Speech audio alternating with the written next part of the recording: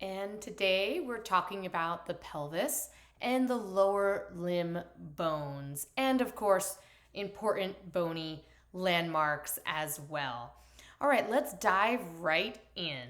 So, the hip bone is actually formed through the fusion of three bones: the ilium, the ischium, and the pubis. You definitely want to be able to identify the ilium, the ischium, and the pubis, regardless of view, whether it's from the posterior, anterior, lateral, or medial view. So you can see if we're looking at a side view here, we have anterior on this side, posterior on this side. In the top diagram, we can see our ilium at the top, ischium back bottom, pubis to the front.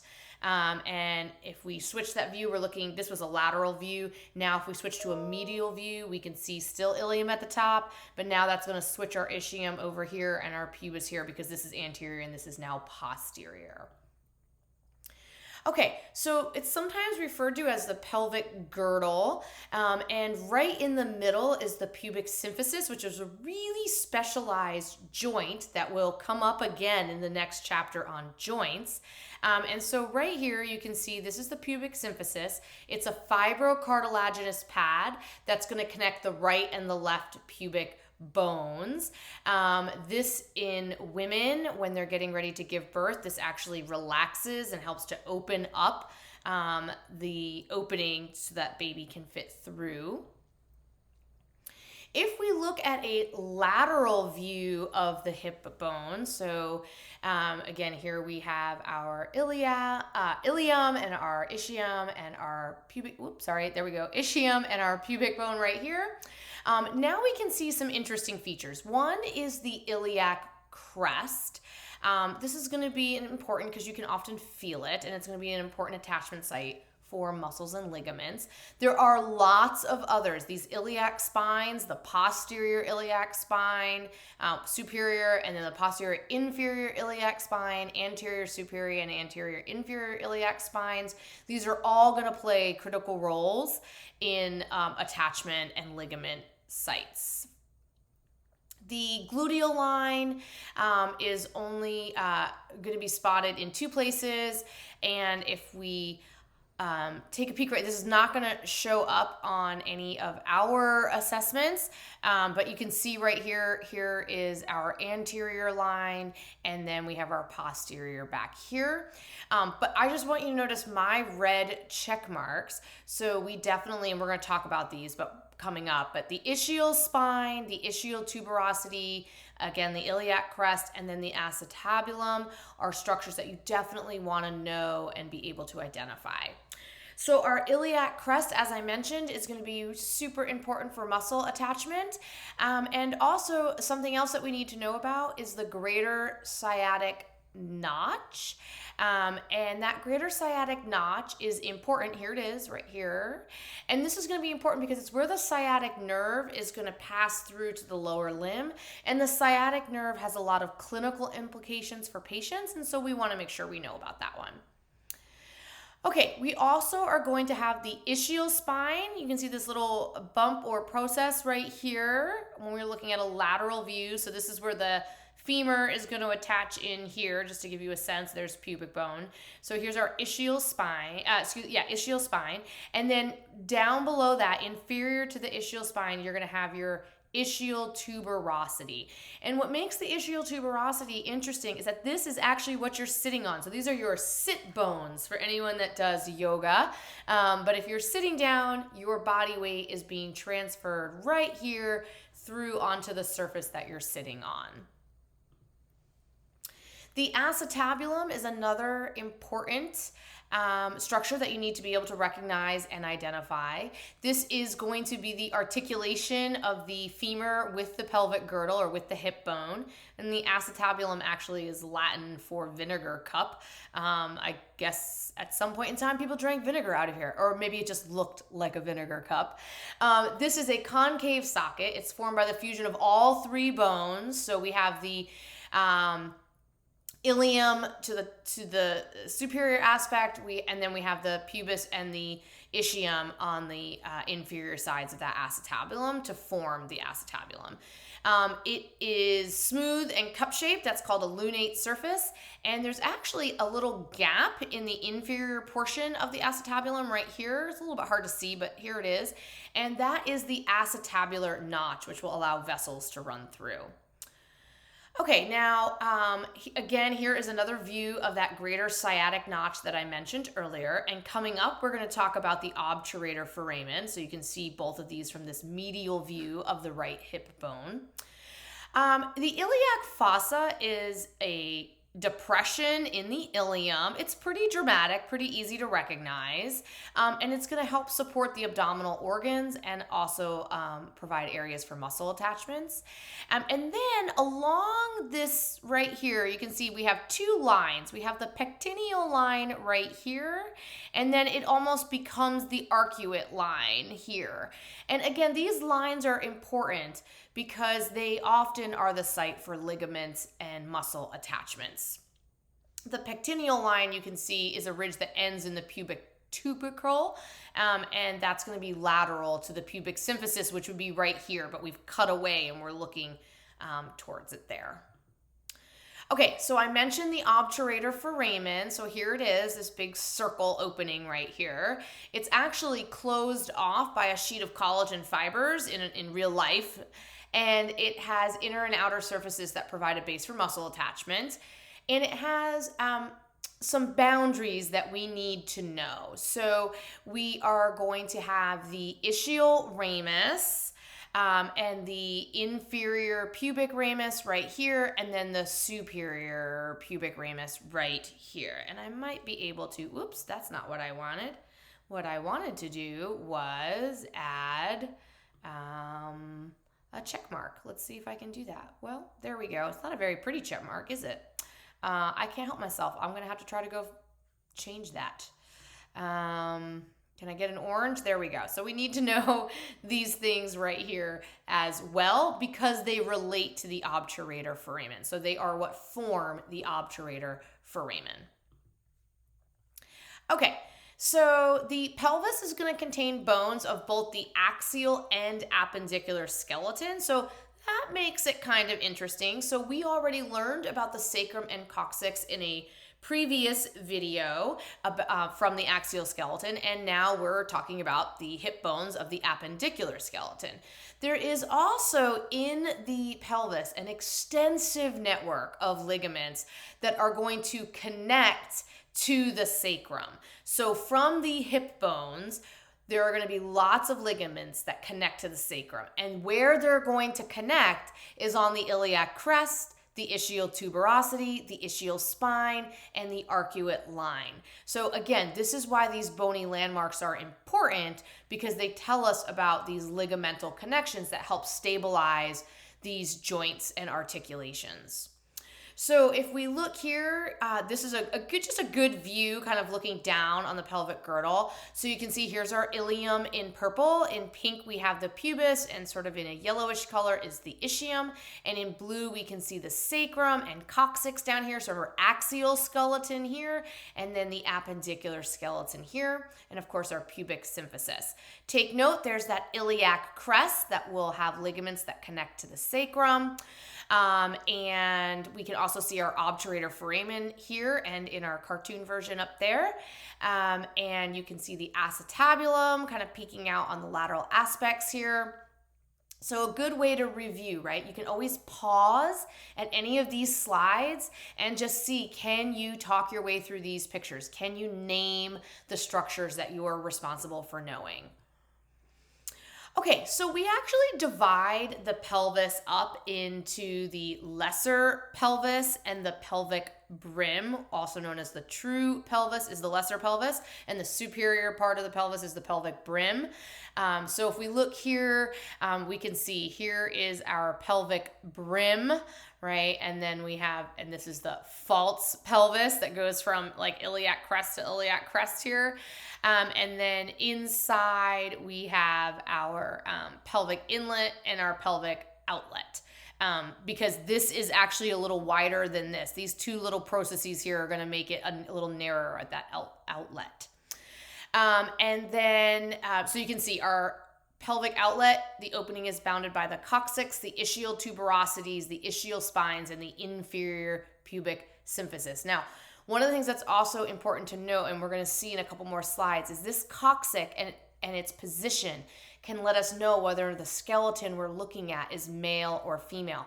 The coccyx will be more curved inward on a male and a little more relaxed and open in the female, which makes sense if you think about reproduction. So the false pelvis is going to consist of that greater area enclosed by the blade-like portions of the iliac bone here, so from outside to outside versus those inner pieces that we looked at on the previous slide. Okay, so I mentioned that we can actually identify a skeleton as male or female, and there's a number of ways that we do that. One is we can look at the skull. So the female skull is actually about 10% smaller than the male. It's also going to be a little lighter and smoother, and our foreheads tend to be a little more vertical, whereas males tend to be a little more sloped backwards. And female sinuses, teeth, and mandibles all tend to be a little smaller. We'll also notice that the jaw is usually more square in males, and it's a little smaller and narrower in females. The catch with all of these is they work really well in comparison to one another, but they can be a little more difficult to identify or recognize in an isolated individual skeleton. So another thing that we can look at is the female pelvis compared to the male pelvis. So we will notice right away that there are differences between males and females, and among females and among males, due to variations in body size and muscle mass. And what we'll see within your typical female is a smaller, lighter pelvis with less prominent markings, and there are clear adaptations for childbearing. So the pelvic outlet is going to be wider, the pubic angle is going to be broader. There's going to be less curvature, as I mentioned, on that sacrum, and particularly the coccyx. We're going to have a wider, more circular-shaped pelvic inlet and a broad, shallow pelvis because the ilia project farther laterally but not as far superiorly. And all of those things promote childbirth. So let's look at a diagram side by side. So look at that pubic symphysis angle. In the female, it's greater than 100 degrees, whereas in the male, it's much narrower, typically less than 90 degrees. So that's a real giveaway. And then also the positioning of that coccyx. Notice that the female is pointing inferiorly. It's kind of hanging straight down, whereas the male coccyx sort of curves in. And so in this diagram, it almost looks like it's touching the pubic symphysis. It is not. There are organs in between. It's just how it looks in the diagram, but you can see they are very different. And then you can also see it's broader here across. The female pelvis doesn't extend superiorly as much. It extends out laterally more than the male one, which looks a little narrower. So there are some significant differences here, and this is typically how, say, like a medical coroner might identify a crime victim as male or female if there's only bones left to work with. Okay, so that brings us to the lower limb. We're going to talk about the femur, the tibia, the patella, and ultimately we're going to talk also about the fibula. I don't know why that one's left off up there from our title. Here it is in the slide though. Okay, so the lower limb is going to transfer the body weight to the ground. It's carrying quite a bit of weight. It's also going to absorb a lot of impact, by the way, from walking or running. So we're going to have our thigh bone, which is the femur, which is the proximal portion of the limb, the part of the limb closest to the body. And the leg will be the distal portion of the lower limb, that part that's furthest from the body. The lower leg is going to be the tibia and fibula. The fibula is the outside thinner bone. The tibia is going to be the thicker, heavier, more medial bone. The two of them will be connected by an interosseous membrane. Hopefully this sounds familiar because we saw this someplace else, and it was in the forearm between the radius and ulna. We are also going to have a patella bone, which you might know as the kneecap. We're going to have the tarsal bones of the ankle, which are a lot like the carpals of the wrist. And then we'll have the metatarsals and phalanges of the foot, which will be like the metacarpals of the hand and the phalanges of the hand. So a lot of similarities, which is both good, less to memorize, but also bad because it can be confusing. Okay, so when it comes to the femur, it's a typical long bone. We've got the long shaft right here. We're going to have a really prominent greater trochanter, and we will also have a lesser trochanter, and then the femoral head and the neck. That neck is important to know because it is possible to have fractures there, particularly in older individuals. The linea aspera is also a pretty famous landmark, as are the lateral and medial epicondyles and condyles down at the distal portion of the femur, and these will be articulating with the tibia and fibula.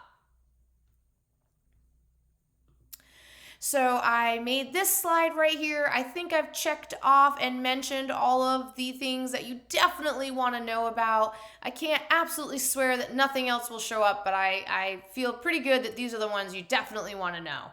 So you can pause on this slide if you want and jot them down. Okay, so the neck of the femur, that's going to join the head to the shaft at about a 125-degree angle, and that's part of what makes it a little bit vulnerable for breaking. The greater trochanter is a pretty large projection that extends laterally from the head, and this is going to be a key attachment site for very large tendons to help stabilize that joint, which has a wide range of motion, and the greater the range of motion at a joint, the more vulnerable that joint is for injury. Okay, then the lesser trochanter is going to be that smaller projection that extends posteriorly and medially. And again, it's going to play an important role in ligament and tendon connections. And we're not worried about the intertrochanteric line right now. Okay, the linea aspera is the attachment site for your big, strong hip muscles. So that's going to be important. We're going to have muscles that cross over this joint. And the gluteal tuberosity is going to sit right up here. And it's important because that's where the gluteus maximus muscle is going to attach to. The popliteal or popliteal surface is the hollow of the knee at the back of the knee. And this is a really interesting area just because there's a lot of vessels and nerves that run through there. And so it's always of particular interest to anatomists and some doctors. But for us right now, it's not the most important thing. Okay, but the medial and lateral condyles at the distal end of the femur are going to be important. They are separated by the patellar surface, which is this relatively smooth kind of indentation here. And that's important because that's actually where the patella is going to glide as the knee bends. And at the back of the knee, we would have the intercondylar fossa, which is going to be for articulation with the lower leg bones. Okay, so here's our patella. I don't even know what it looks like a rock. It has a base and an apex. The base is where the quadriceps tendons from your thigh are going to attach, and the apex is where some ligaments are going to attach. Remember that the patella is one of the sesamoid bones, and it forms in the tendon of the quadriceps, so it makes it kind of a special bone. It also has a lateral and medial facet because the patella will have to interact with both sides, like with the entire bottom of the femur. It will also have attachment sites for ligaments that go to the tibia. And speaking of the tibia, here she is. This is the largest bone in the lower leg, and it is in the medial aspect of the leg. We want to be aware of the tibial tuberosity and the anterior margin. We would want to be able to identify those. And we would also want to be able to recognize the fibula. And notice at the end of the fibula is the lateral malleolus. That's that rounded thing that you can feel on the outside of your ankle. So that's an important landmark to know. And you can also find a pulse in that general area. Okay, so here on this slide, I tried to knock these off and point them out for you. So tibial tuberosity is going to be important, the medial malleolus and the lateral malleolus. So lateral malleolus is the fibula on the outside of your ankle, and the medial malleolus is part of the tibia on the inside of your ankle. Both noticeable from outside. So the fibula is the smaller, slender bone. It actually doesn't participate in the knee joint, and it doesn't bear any weight, which is why sometimes people break the fibula and they don't even know, and it heals up and it doesn't really impact them in too significant of a way, as long as it wasn't like a compound fracture or something. But what the fibula does do is it provides a site of attachment for the muscles of the foot and toes. So the head of the fibula will articulate with the tibia, not the femur, and then the distal portion of the fibula will form the lateral malleolus, and this is going to help provide stability to the ankle, and there will be a lot of ligaments and tendons connecting in there. So the functions of the ankle and foot bones, right? The ankle bones have to accept all of the weight of the body from the leg that's being transferred down from the trunk and transfer that weight to the ground. And it needs to distribute it relatively evenly through the foot bones. And so the foot and ankle bones have to be strong and flexible in order to carry the weight and also deal with changes in distribution of that weight as you do things like walk, running, and jumping. So again, the challenge here is that the more functions something needs to do and the more little bones, and we have a lot of them in our foot and ankles, it creates some vulnerability for injury, and it can be challenging to heal from any of those injuries as well. Now, excuse me. You don't need to be able to name all of the tarsal bones, just like I'm not requiring that you know all of the carpal bones, but there are a couple of tarsal bones that you do need to know. And one of them is the calcaneus, which is also sometimes called the heel bone, because this is going to transmit the body weight from the talus to the calcaneus to the ground, and we'll talk about the talus in just a second. It is a rough, knob-shaped projection on the posterior portion of the calcaneus is the calcaneal tendon, which you might know as the Achilles tendon. And any damage, rip, tear to the Achilles tendon is really problematic. Okay, the talus, the tarsus, known as the talus, is going to transmit the body weight from the tibia towards the toes through the calcaneus. And so this is going to be another important one to know. So here's the calcaneus. That's like your heel, like that you walk on. And then the talus is sort of right above it. And it will interact directly with the tibia. There are some other bones, the navicular and the cuboid, and then the cuneiform bones. These all make up the rest of the tarsals, and you can see them all in here. And they should look a little bit like the carpals of the wrist. Not identical, but similarish. But again, I'm not requiring that you know all of the names, but I do need you to know which bones are tarsal bones. Okay, the metatarsals are a lot like the metacarpals. They are going to be identified by Roman numerals 1 through 5, starting from the medial aspect to the lateral, which means that metatarsal 1 articulates with the hallux, which is also known as the big toe. Remember, the thumb is also called the pollex, so we got some interesting words going on there. And then the metatarsals 1 through 3 will also articulate with cuneiform bones of the tarsals, whereas 4 and 5 articulate only with the cuboid. And you can see here's that cuboid bone right here, and there are the rest of the cuneiform. And all of these are tarsals. So the metatarsals articulate with the tarsal bones, and the phalanges on the other side, which we're getting to. So the phalanges, or the toe bones, are just like the finger phalanges. There's 14 of them because the hallux, or the big toe, has 2 bones, just proximal and distal, whereas all of the other toes will have 3, proximal, middle, and distal. Remember, distal is furthest away from the body, so the very tippy tops of your toes are the distal phalanges. Okay, your foot also typically has some arches. There's the longitudinal arch, and this is formed from ligaments and tendons that connect from the calcaneus all the way to the distal part of the metatarsal bones. And this is important because this is what allows for weight transfer, so that all of the weight doesn't go down into your heel, but instead it can spread it out and transfer it out to sort of the top part of your foot. Makes it easier for walking. The lateral part of that longitudinal arch is a little bit less elastic, so it's going to have less curvature than the medial portion. So if you look at your foot, you might notice that the inside of your foot looks like it has a very high arch, but the outside of your foot, the arch is much less obvious. And so that's what we're talking about right here. And that's going to be important because it changes the elevation of the plantar surface, which is really beyond the scope of this class, but that's going to allow room for things like some muscles and blood vessels and nerves. Okay, and then you also have a transverse arch, which is formed from the change in the degree of the longitudinal curvature from the medial to the lateral border. So the longitudinal goes from the heel to the toes, and the transverse goes across your foot, right? And that's what they're showing right here with this little arrow down at the bottom. It's a ridiculously tiny photo. Let's see if we can make it a little bigger. There we go.